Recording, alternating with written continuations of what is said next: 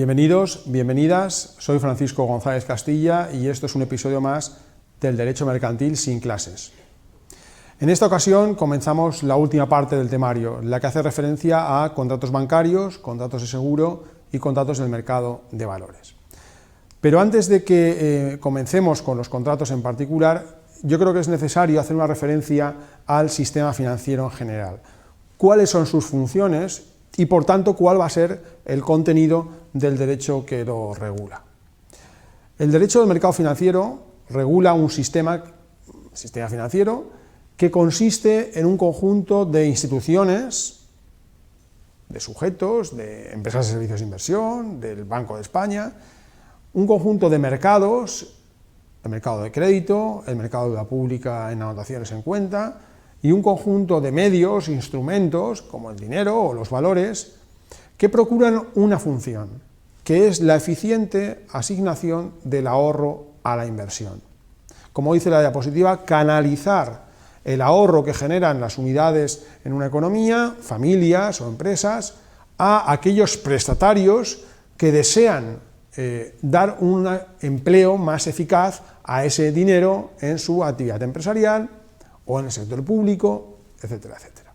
Y por tanto, estamos ante un sistema que lo que hace es, en una economía, hacer que el ahorro esté allí donde pueda ser más productivo.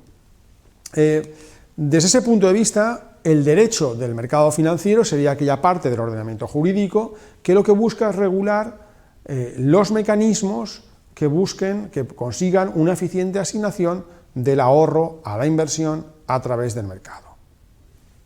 Si esto es así, ¿qué es lo que tiene que regular el mercado financiero? Bueno, pues en primer lugar, está claro, tendrá que regular unos instrumentos que sirvan a esa función. El dinero, las obligaciones de Repsol, las acciones, etcétera, etcétera. El segundo gran elemento que hay que normar es el de los mercados. Tendrá que haber unas normas que regulen el mercado de valores, el mercado de crédito, los diferentes mercados organizados. En tercer lugar, que controlen, que establezcan las reglas del juego de los sujetos que intervienen en esos mercados. Me estoy refiriendo a empresas de servicios de inversión, a entidades de crédito. Y finalmente es necesario que se regulen también los contratos, los instrumentos que vamos a analizar con más detenimiento aquí en estos minutos. Por tanto, el derecho del mercado financiero regula un conjunto de instituciones, de sujetos, un conjunto de mercados, de instrumentos que enlazan a estos prestamistas y estos prestatarios y de contratos. Vistas así las cosas, fijaos, si vais a pedir un préstamo, en el fondo, visto de esta manera, el banco está siendo un inversor, está invirtiendo porque está dando un dinero a vosotros con la esperanza de recuperarlo más unos intereses. Vosotros, por vuestra parte, sois unos emisores de un valor. ¿Por qué? Porque solicitáis ese préstamo, porque consideráis que es más valioso para vosotros tener el capital, utilizarlo, sabiendo que tenéis que devolver la misma cantidad más unos intereses que son lo que recibe el inversor. Fijaos, desde esa manera, desde ese punto de vista, podéis comprobar cómo el préstamo, al igual que una emisión de obligaciones de una empresa, pues son instrumentos financieros. Bien, como os decía, vamos a ver dos grandes mercados dentro del sistema financiero, el mercado de crédito y el mercado de valores. Y aunque tienen la misma función, el derecho tiene que preocuparse por cosas distintas en ambos mercados. Veamos un momento el mercado de crédito. ¿Por qué se caracteriza el mercado de crédito? Bueno, pues se caracteriza en primer lugar porque hay un fenómeno de interposición crediticia, de interposición de los bancos.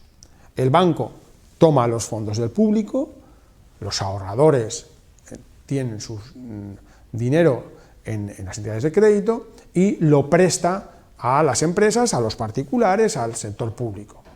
Por tanto, lo típico de la actividad bancaria es que el banco se interpone entre los depositantes y los prestatarios. No hay una comunicación directa. independientemente de que mi dinero vaya a parar a una empresa que lo quiere utilizar para construir una fábrica, la devolución de mis fondos evidentemente no depende, en sentido estricto y directamente, no depende de la solvencia de la fábrica o de la empresa que ha construido la fábrica. El banco me tiene que devolver el dinero depositado. Hay interposición crediticia.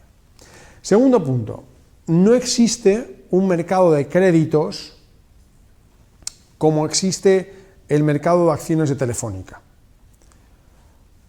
¿Por qué? Porque los créditos no son fungibles, no son perfectamente homogéneos y sustituibles unos con otros.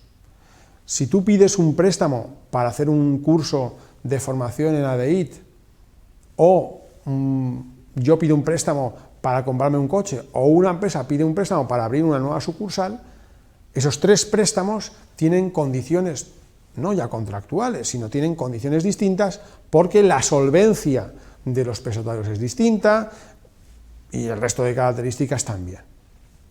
Por tanto, es una situación importante, no hay un mercado de créditos. Bueno, sí que es verdad que existe la titulización de créditos, de la cual habréis oído hablar en los últimos años, porque siempre se comenta que fue una de las razones de la crisis financiera que llevamos tantos años soportando. El fenómeno de la titulización consiste en que las entidades de crédito podían empaquetar créditos concedidos y emitir unos valores, colocarlos en el mercado, y la garantía de esos valores era el crédito que estaba empaquetado. Os pondré un ejemplo para que lo entendáis. Recurriendo al conocido caso de las hipotecas subprime en Estados Unidos. Una entidad de crédito podía varias hipotecas empaquetarlas, sacarlas de su balance creando un título que colocaba en el mercado. La cédula hipotecaria que el inversor compraba garantizaba, lógicamente, la devolución del principal más unos intereses, y se garantizaban no por el parte de la entidad de crédito que lo haya emitido, sino con los inmuebles que subyacían a los créditos que había concedido el banco. Aparentemente, en un mercado de alza continua de los precios de la vivienda, eran unos valores tremendamente seguros, pero como también estoy simplificando mucho, sabéis, en el momento en que una entidad de crédito ya no tiene que soportar en su balance el préstamo, el riesgo de impago del prestatario, pues bueno, puede tener la tentación de conceder más hipotecas de las que corresponden, porque sabe que luego, a fin de cuentas, va a colocar en el mercado ese riesgo inherente a cualquier préstamo. Luego, sí que existe un mercado de créditos a través de la titulización, evidentemente también los créditos pueden ser transmitidos, como cualquier otra figura, pero quedaros con la idea que quiero transmitir. No existe un mercado como existe el mercado de bolsa, etc. Bien, por tanto, de acuerdo con esas dos características, hay un elemento importante, y es que el derecho tiene que garantizar la estabilidad de este sistema. ¿Por qué? Porque este sistema se mantiene porque tenemos confianza, los depositantes, en que las entidades de crédito nos van a devolver el dinero depositado. En el momento en que hay una crisis de confianza, hay un problema de estabilidad en el sistema de entidades de crédito, pues bueno, los ahorradores van a dejar el dinero debajo de un colchón, y por tanto se interrumpe ese fenómeno de interposición crediticia que busca asignar el ahorro a la inversión. Por tanto, el derecho del mercado de crédito pretende garantizar esa estabilidad. ¿Cómo? Pues con tres grandes grupos de normas. En primer lugar, nos encontramos con unas normas que controlan, que disciplinan la actividad de las entidades de crédito. Los requisitos de coeficientes de solvencia de las entidades de crédito, requisitos de capital, cómo tienen que organizar su consejo de administración, quién puede ser miembro consejero del consejo de administración de entidad de crédito, un montón de disposiciones al respecto. Segundo gran grupo de normas, normas que prevengan, que solucionen situaciones de crisis económica de las entidades de crédito. un poco de broma, se suele decir que los bancos no concursan, no quiebran. ¿Por qué? Hombre, la entidad de crédito, como cualquier otra sociedad anónima, es susceptible de entrar en un proceso concursal. Lo que se quiere decir es que el sistema prevé mecanismos de intervención del Banco de España antes de que llegue una situación más grave. Cuando el Banco de España cree que la Caja de Ahorros de Castilla-La Mancha está en una situación de insolvencia o de iliquidez, hay una intervención, se destituyen a los consejeros, se nombran a otros consejeros, se interviene para evitar precisamente una crisis de estabilidad en el sistema crediticio. Y el tercer gran bloque de normas dentro del mercado de crédito son normas que persigan, que consigan el cumplimiento de los contratos de la forma más leal posible por parte de las entidades de crédito. Hay normas que dicen, por ejemplo, que no te pueden cobrar unas comisiones si no te han entregado el pliego de comisiones, te tienen que comunicar el cambio de esos intereses variables, o te tienen que comunicar otra serie de características. Los bancos tienen que hacer un contrato tipo antes de utilizarlo con sus clientes y remitirlo al Banco de España. En definitiva, tres grandes temas los que tiene que incidir el derecho del mercado de crédito. Frente a ello, en el mercado de valores se funciona de forma distinta. ¿Por qué? Porque hay una asignación directa del ahorro a la inversión. Cuando Repsol hace una emisión de obligaciones, está pidiendo nuestro dinero.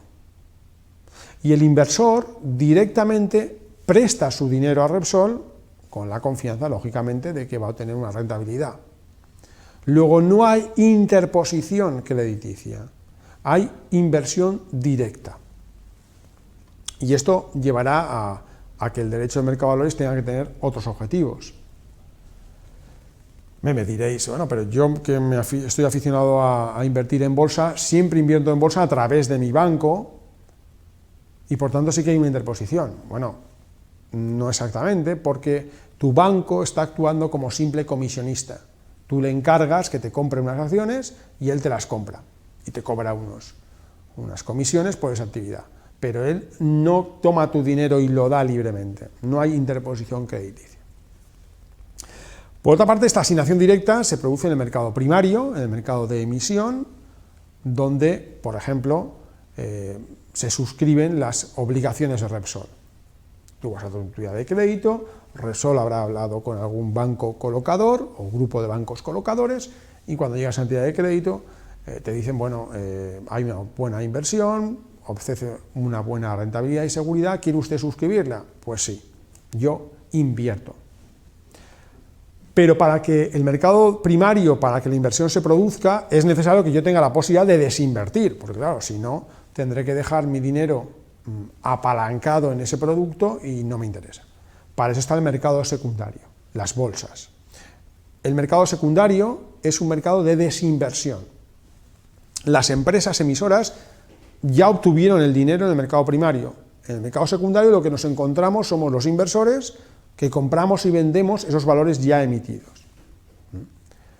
Bien, teniendo en cuenta estas circunstancias, ¿qué busca el derecho del mercado de valores? Bueno, en primer lugar, lo que buscará será transparencia en la información. Que todos los inversores sean susceptibles de tener la misma información tanto sobre los emisores como sobre los productos que emiten. No puede quedar ningún resquicio a la duda de que un inversor particular o una gran sociedad de inversión mobiliaria tienen acceso al mismo grado de información. Y para ello se regula el folleto de emisión, el tríptico de la emisión, que todas las empresas tienen que comunicar a la Comisión Nacional del Mercado de Valores cualquier circunstancia que afecte a su cotización. Si Steve Jobs tiene cáncer de páncreas, se tiene que comunicar, o tenía cáncer de páncreas, se tiene que comunicar. ¿Por qué? ¿Es irrelevante? No, porque esto puede afectar a la acción, ¿no? Bien, junto a estas condiciones de información, un segundo elemento es la transparencia en la fijación de precios. El sistema se sustenta en que los precios son no manipulados, sino fijados de forma transparente por el concurso de oferta y demanda en el mercado. Debemos eliminar cualquier posible idea de que hay información privilegiada que tienen unos pocos que manipulan el mercado y que el precio de una acción en un momento dado responde precisamente a una fijación transparente. Estos dos elementos, información sobre lo que compro y seguridad en que el precio de lo que compro está fijado de forma transparente, no manipulada, son fundamentales para que se mantenga el mercado de valores, porque si no, evidentemente no funcionaría ni nadie invertiría.